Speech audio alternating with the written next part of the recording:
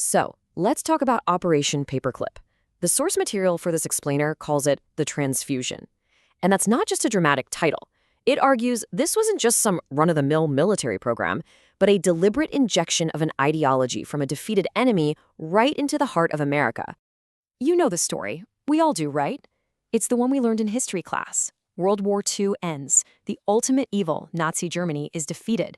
It's this clear, clean victory for the good guys. It's simple, it's comforting, and it's pretty much the story our modern world is built on. But what if it's not the whole story? What if that clean, simple victory is actually a carefully constructed lie? That's the huge, provocative question at the center of the material we're looking at today. Okay, so here's how we're going to break this down. We'll look at the Great Illusion, then get into the indictment itself, Operation Paperclip. From there, we'll cover the architects of NASA, the doctors of death, and the intelligence virus. And we'll wrap up with what our source calls a transfusion of soul. All right, first up, the Great Illusion. This is that sanitized history of WWI, the idea that Nazi Germany was completely crushed, its evil system dismantled, and everyone responsible was held accountable. The good guys won, period. And now for Section 2, Operation Paperclip. This is the indictment. This is where the official story starts to completely fall apart, revealing a secret program that didn't just bend the rules, it basically blew up the whole idea of a clean victory. So what was Operation Paperclip? According to our source, it was a massive, covert U.S. program to pull over 1,600 Nazi scientists, engineers, and intelligence officers out of post-war Germany. We're not talking about a few key people here. This was a massive brain drain, a direct pipeline from the Third Reich's intellectual core right into the heart of America's military and scientific institutions. And the way they did it was, honestly, kind of mundane, which makes it even crazier. You target a Nazi scientist you want, you clip a paperclip to their file. That little paperclip was a secret signal to the clerks. Scrub this file, erase the war crimes, get rid of the SS affiliations, create a brand new sanitized identity so they can be brought into the United States. It was bureaucratic fraud, plain and simple. And again, let's just let the scale of this sink in. Over 1,600 people. Think about that. Not just random soldiers, but the top minds, the engineers, the intelligence officers, the architects of the Nazi war machine. Okay, let's get into the specifics. Section 3, the architects of NASA. This is where it gets really uncomfortable because we're talking about the very people celebrated for one of America's greatest triumphs, putting a man on the moon.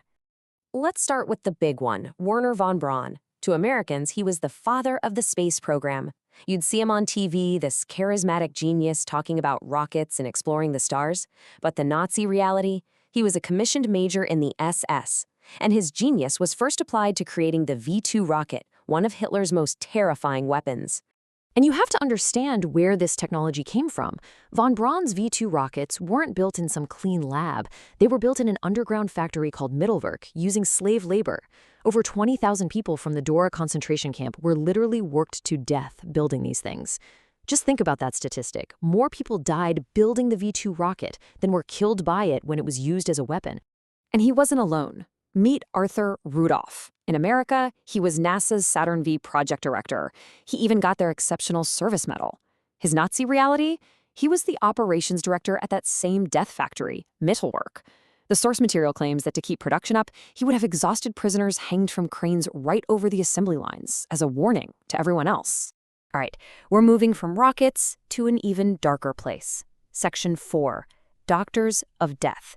Because Paperclip wasn't just about engineering. It was also about getting access to the Nazis' research, specifically their gruesome data from human experiments. Take Dr. Hubertus Strugold. In America, he got the heroic title Father of Space Medicine. He was crucial for the Apollo missions. But back in Nazi Germany, he was the head of the Luftwaffe Institute that was responsible for horrific experiments on conscious inmates at the Dachau concentration camp, freezing them to death or putting them in high-altitude chambers until their bodies ruptured. And then there's Dr. Kurt Blom. This is just unbelievable. He was the director of the Nazi biowarfare program. He experimented with aerosolized plague on prisoners at Auschwitz. Now, you'd think he'd be locked up forever, right? Nope. He was acquitted at the Nuremberg trials, and just 2 months later, he was hired by the U.S. to work on, you guessed it, biological defense projects. So they got the rocket scientists, they got the doctors of death, but the source claims they also imported something else, something maybe even more dangerous in the long run, the intelligence apparatus, the spies. So check this out. General Reinhard Gehlen. He was Hitler's top spy against the Soviets. When the war ends, what does he do? He walks up to the Americans and says, hey, I've got this huge network of spies, all of Hitler's best. You can have it in exchange for my freedom. And the CIA, which was just getting started, said, deal.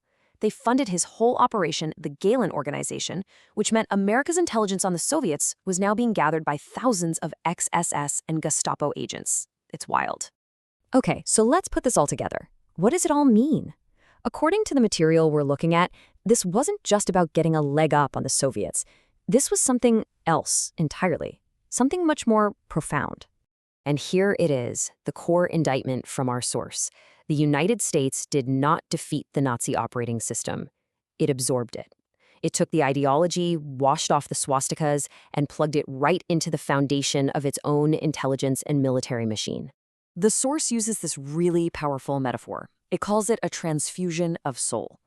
The idea that this was a deliberate, conscious act to transfer the very essence of that fascist worldview from Europe into the rising American empire.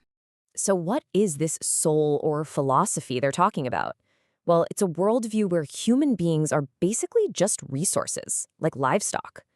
A world where morality is seen as a weakness, an obstacle, where human experimentation is just another way to get data, and where the real goal of science isn't to enlighten, but to control. And that's the final, haunting question this indictment leaves us with. If this philosophy, this frequency of fascism, as the source calls it, was really downloaded into the American system all those years ago, where do we see the echoes of it today?